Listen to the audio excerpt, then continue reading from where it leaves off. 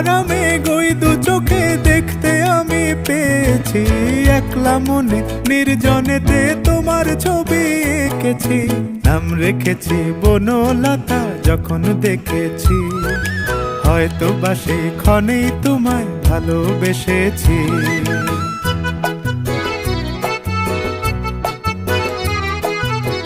বনলতা কথা হয়ো না গো কুণ্ঠিতা, বনলতা কথা হয়ো না গো কুণ্ঠিতা।